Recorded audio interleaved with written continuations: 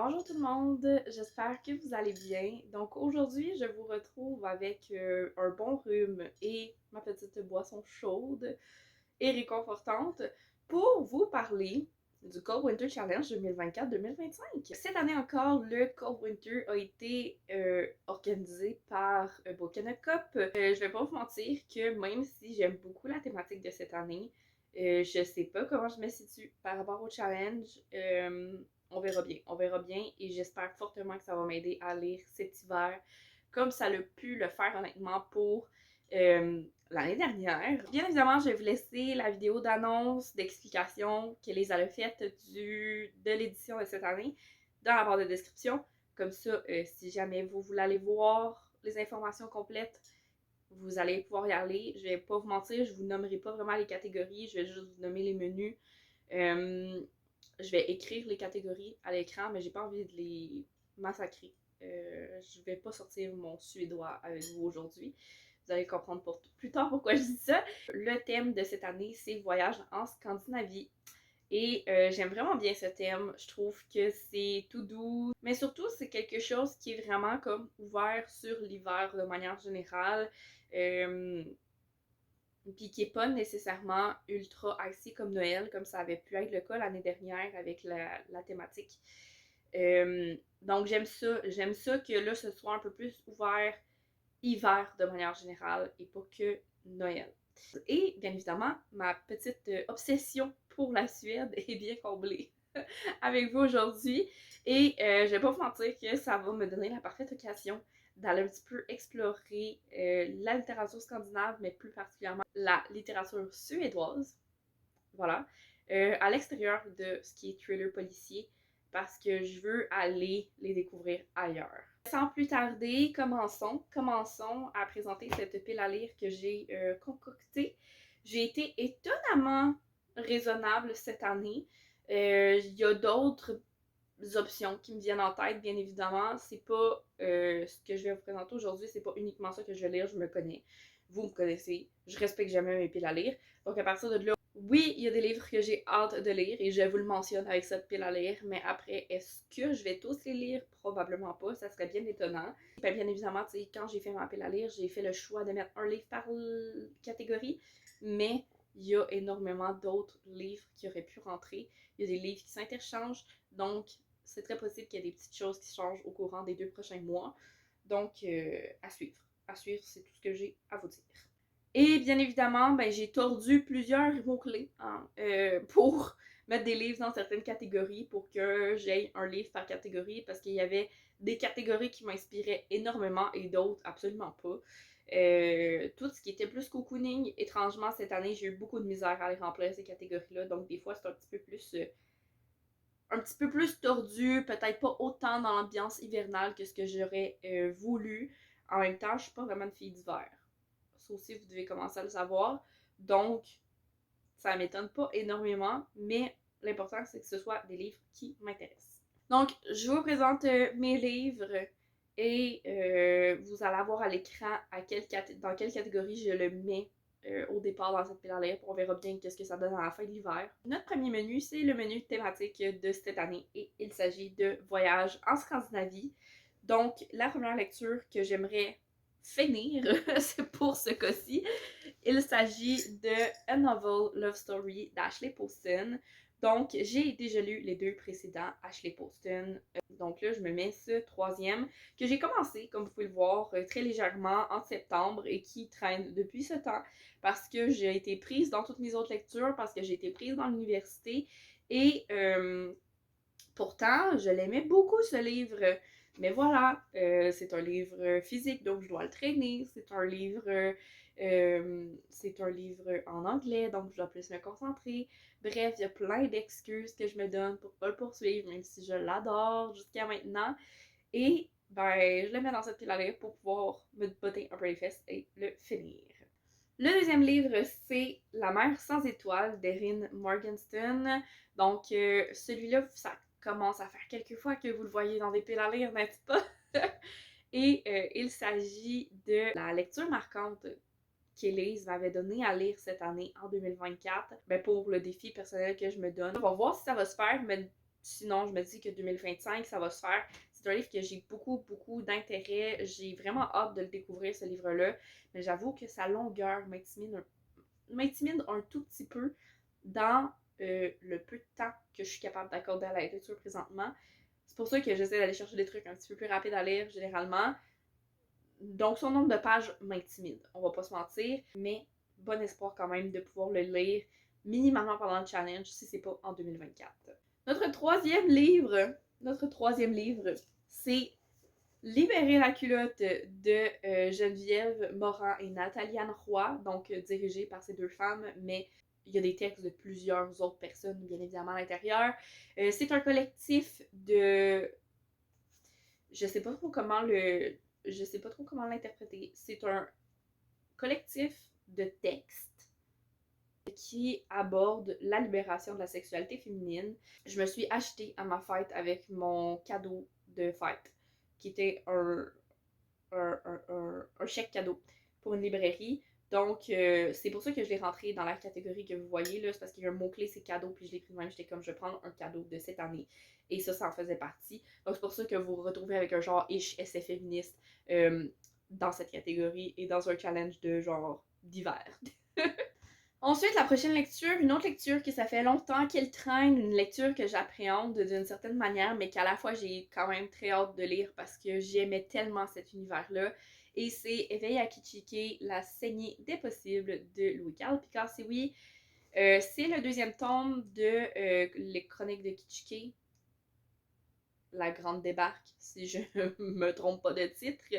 Et c'est un livre que j'avais lu au cégep, que j'avais vraiment aimé. J'avais adoré l'ambiance, j'avais adoré l'humour, j'avais adoré un petit côté un peu satirique, un peu cynique à l'intérieur.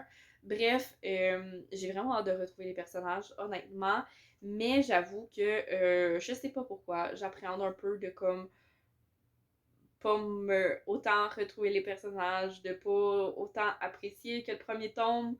On dirait que j'ai peur de ça, for some reason, puis que plus le temps passe, plus j'ai peur. Donc, on verra bien, mais j'aimerais vraiment, vraiment, vraiment réussir à le lire éventuellement. Ensuite, pour la prochaine catégorie, j'ai décidé d'y aller avec de la littérature suédoise cette fois-ci. Donc là, je sais que je vais massacrer le nom de famille de l'autrice. I'm so sorry. Donc, c'est Au nom des miens de Nina. Je vais dire Waha, même si je sais très bien que ça se prononce pas comme ça en suédois. Donc, ce livre, c'est un livre suédois qui parle d'une famille finnoise. Donc, je me dis, tu peux avoir difficilement quelque chose de plus scandinave que ça. Pour le coup, ce livre-là, je sais vraiment pas à quoi m'attendre parce que c'est un essai. C'est un essai personnel, là. C'est pas un essai, le genre littéraire, c'est j'essaye quelque chose. Et c'est un livre genre, je crois, un peu comme drame familial, qui suit une famille finnoise sur, je crois, plusieurs générations et en énormément de pages. Donc, on va bien voir qu'est-ce que ça donne, mais je suis quand même vraiment curieuse sur celui-ci. Et là, je l'ai pas mis expressément, mais je veux quand même vous en parler parce que j'ai tellement pas beaucoup de livres scandinaves à vous présenter à proprement parler. Donc, je veux vous en parler. Mais il y a aussi le pianiste blessé, si je ne me trompe pas, qui m'intéresse depuis un moment. Je me souviens plus du nom de l'autrice, là. Vous allez l'avoir, la couverture juste ici, de toute manière. Lui aussi, c'est un livre suédois et c'est comme ça aborde découvrir des gens, l'amitié. Et ça se passe sous le soleil des États-Unis. Donc, c'est pour ça que je l'ai pas mis à proprement parler dans ma pile à lire, mais en même temps, il m'intéresse quand même. Donc, je sais pas si je vais le lire cet hiver, mais c'est un autre livre de littérature suédoise qui me titille depuis un certain temps. Je sais juste pas si je vais le lire cet hiver plus cet été. À suivre. Prochain livre. Et j'y vais avec le nouveau tome des Sœurs Grémillet. Donc moi, je pensais qu'il y avait 5 tomes des Sœurs Grémillet et un moment donné, j'ai découvert que non, il n'y avait pas 5 tomes des Sœurs Grémillet, qu'il allait en avoir des nouveaux qui allaient sortir. Et voici ce 6e qui est sorti quand même vraiment récemment. Donc, c'est La Villa des Mystères. C'est le 6e tome, c'est celui qui s'en prend pour être à jour. Et là, il va falloir que je m'informe à savoir si c'est une mise à jour ou si c'est une fin de saga à suivre. Mais dans tous les cas, je suis bien curieuse de découvrir ce nouveau tome. Ça devrait se lire assez vite, assez rapidement, mais ça va faire du bien et changement par rapport aux 56 millions de romans que j'ai déjà dans ma pile à lire. De gros romans que j'ai déjà dans ma pile à lire. Et sur cette dernière lecture, nous changeons de menu. Donc, le prochain menu à travers lequel je vais passer avec vous, c'est Féerie des fêtes. La première lecture que je me suis mise, c'est la suite d'une trilogie que j'ai bien aimée cet automne. Donc, la trilogie All Souls ou Le livre perdu des sortilèges de Deborah Harkness. Découverte faite dans le Nostalgic Book Club avec Elise, justement, avec ses Patreons. Ça a été une belle découverte. C'est pas ma lecture de l'année, mais j'ai vraiment été comme involved. Ça paraît que ça commence à dater puis que ça l'a pas tellement... Ça l'a pas bien vieilli sur tous les points, je vais dire ça comme ça, mais il y avait des trucs qui étaient quand même vraiment intéressants. Donc là, je vais poursuivre avec le Ish 4e tome, qui est un peu comme un tome compagnon plus qu'autre chose, qui va suivre d'autres personnages en personnages principaux.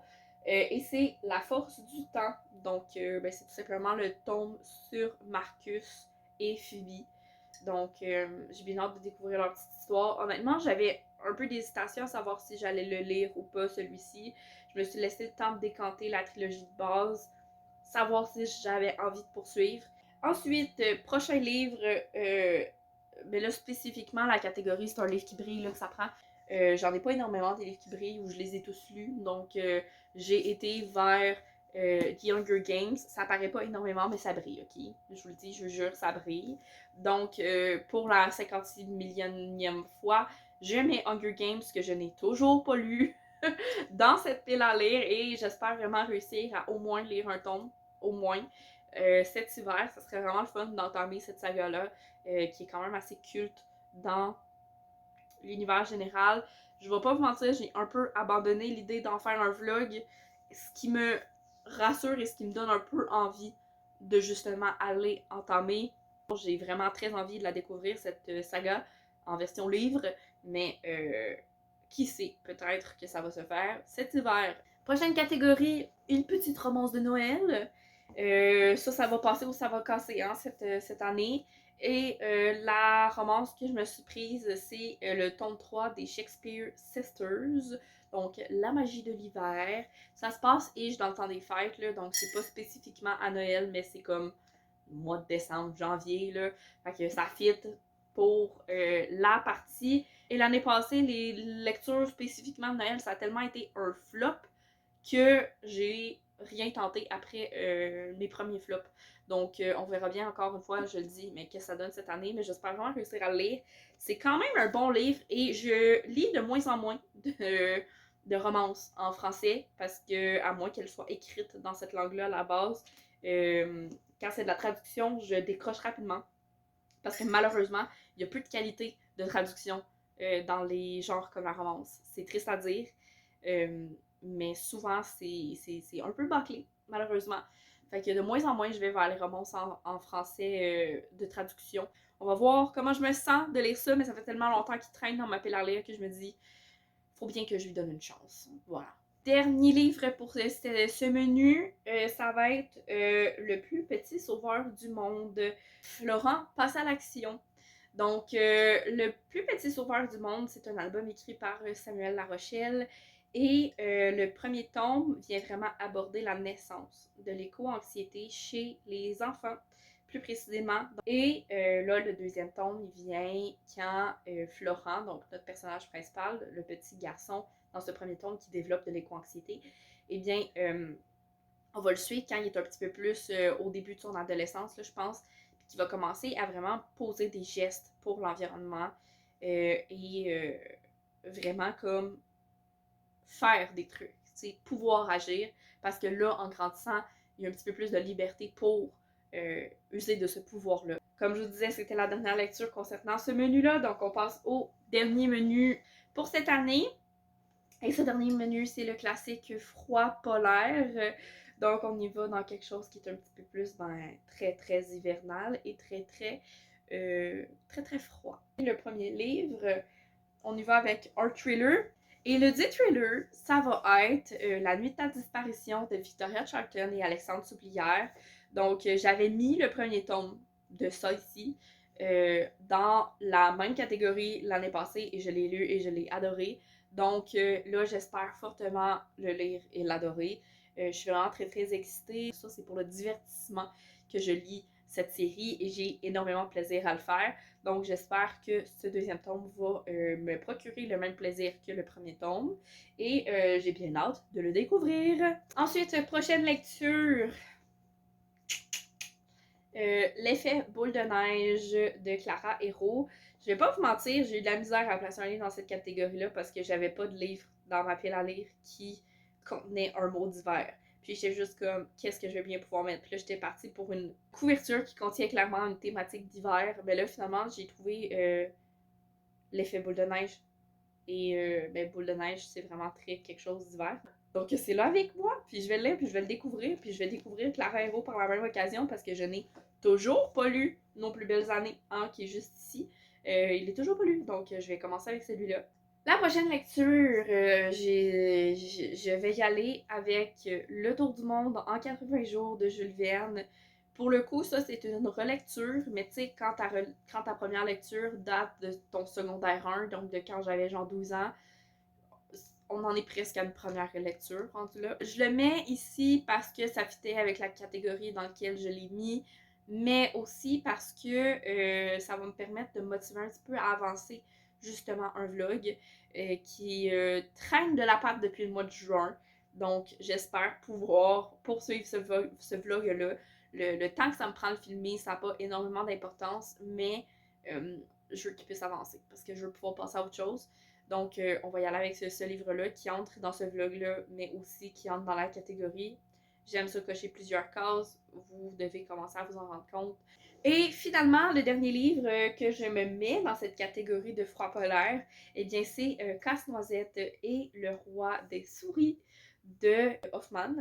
Ce livre, je me le mets là parce que il y a un vlog qui s'en vient, un vlog à thématique de Noël. J'en dirai pas plus. Mais j'aurais pu mettre beaucoup de livres dans cette catégorie-là qui fit avec ce vlog-là. J'ai décidé d'en mettre juste un pour pas trop vous en dire, puis que vous ayez pas trop à revoir 56 millions de fois les mêmes livres. Mais voilà, ce livre-là se trouve là parce que je sais que je vais le lire. En tout cas, je suis supposée le lire. Donc voilà, c'est ce qui conclut mes lectures à proprement parler de ma pile à lire du Cold Winter. Après, je voulais quand même glisser un petit mot sur les lectures communes. Donc, il y a une des deux lectures communes du Cold Winter que j'ai l'intention de faire, je suis pas mal sûre. Donc, c'est La fileuse d'argent de Naomi Novik. Voilà, il m'intrigue, il m'intéresse. Donc, je me suis dit que j'allais probablement me louer pour faire la lecture commune. Là, je me souviens plus si c'est celle de décembre ou de janvier. Donc, nous verrons bien. Mais dans tous les cas, celle-là, je suis pas mal sûre, je vais la faire. L'autre lecture commune ne m'intéresse pas énormément, pour être bien honnête, donc je pense pas la faire. Voilà, j'espère que vous aurez quand même aimé me suivre dans cette présentation de pile à lire. Si vous participez au Cold Winter Challenge aussi, n'hésitez pas à me le dire en commentaire. Ça va me faire vraiment plaisir d'échanger avec vous à propos de ça. Vous pouvez me dire avec grand plaisir si nous avons des lectures en commun aussi. Ben, c'est quoi, vous, les lectures que vous pensez faire? Certaines d'entre elles, je sais que des fois c'est difficile de faire une sélection étroite. Donc j'espère que vous aurez aimé. Si c'est le cas, n'hésitez pas à liker. En commentaire, à part le nombre de livres que vous pouvez m'indiquer, n'hésitez pas non plus à me mettre un petit flocon, tout simplement, si vous savez pas quoi m'indiquer ou tout simplement pour me dire que vous vous êtes rendu jusqu'ici. Et sur ce, je vous souhaite une excellente journée, un excellent Cold Winter Challenge et je vous dis à la prochaine. Bye bye!